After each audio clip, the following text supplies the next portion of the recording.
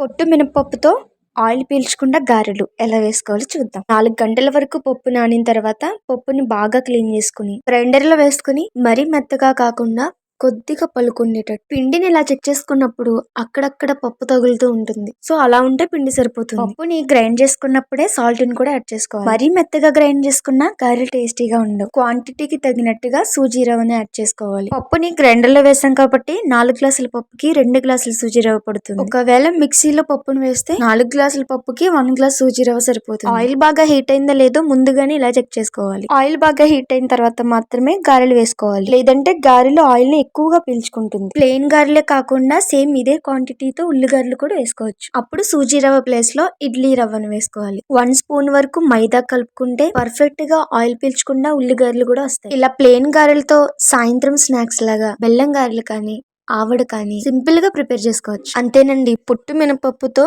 Oil పీల్చుకున్న గారెలు ready అయిపోయినట్టే. Recipe మీకు నచ్చినట్లయితే మీ ఫ్యామిలీ అండ్ ఫ్రెండ్స్ కి షేర్ చేయండి.